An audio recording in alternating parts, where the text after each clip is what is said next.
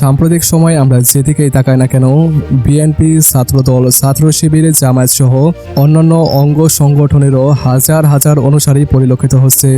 হাসিনা সরকারের পতনের আগেও দৃশ্যত প্রায় 95% মানুষই আওয়ামী লীগকে সমর্থন করত। আর এই বিশাল আওয়ামী সমর্থকদের একটি বড় অংশ বৈষম্য বিরোধী ছাত্র আন্দোলনের শিক্ষার্থীদেরকে দমনের জন্য লাঠি সোঁটা হাতে নিয়ে রাস্তায় নেমেছিল এবং নিরীহ শিক্ষার্থীদের ওপর ব্যাপক আক্রমণ ও নির্যাতনও চালিয়েছিল। শুধু তাই নয়, বরং পুলিশের কাঁধে কাঁধ রেখে অসংখ্য নিরীহ শিক্ষার্থীর তাজা প্রাণও কেড়ে নিয়েছিল। কিন্তু বর্তমানে পরিস্থিতি একেবারেই পাল্টে গেছে। যুবদল, ছাত্রদল, শিবির ইত্যাদি প্রতিটি দলের মিছিল ও সমাবেশগুলোতে অসংখ্য যুবকদের উপস্থিতি পরিলক্ষিত হচ্ছে। তবে এসব ক্ষেত্রে একটি আশ্চর্যজনক ঘটনা ঘটেই চলছে।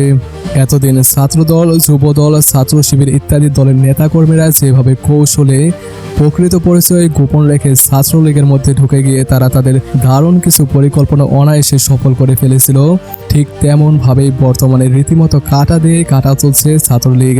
আর এর পেছনে যে পুরো কলকবজা নাড়াচ্ছে শেখ হাসিনা, তার বলার অপেক্ষা রাখে না। আর সাম্প্রতিক সময়ে এরই এক জ্বলন্ত প্রমাণের দেখা মিলেছে নাটোরে। সম্প্রতি নাটোরের সিংগা উপজেলার কলম ডিগ্রি কলেজের ছাত্রদলের কমিটি ঘোষণা করেছে জেলা ছাত্রদল, যেখানে নিষিদ্ধ ছাত্রলীগের সভাপতিকে ছাত্রদলের সভাপতি নির্বাচিত করা হয়েছে। ছাত্রদলের কলেজ শাখার এই ছাত্রলীগ সভাপতির নাম হলো মোহাম্মদ শাকিল হোসেন, যিনি পূর্বে কলম ইউনিয়ন ছাত্রলীগের উপক্রীড়া সম্পাদক হিসাবে দায়িত্ব পালন করেছেন। ইতিমধ্যে আওয়ামী লীগের বিভিন্ন কর্মসূচিতে তার অংশগ্রহণের ভিডিওগুলো সামাজিক যোগাযোগ মাধ্যমে ব্যাপকভাবে ভাইরাল হয়েছে। ফলে স্বাভাবিকভাবেই সিংগার রাজনৈতিক অঙ্গনে এ নিয়ে ব্যাপক আলোচনা ও সমালোচনা চলছে। তবে অভিযুক্ত শাকিলের বক্তব্য, তার অনুমতি না নিয়ে বরং জোরপূর্বক তাকে ছাত্রলীগের কমিটিতে ঢোকানো হয়েছে।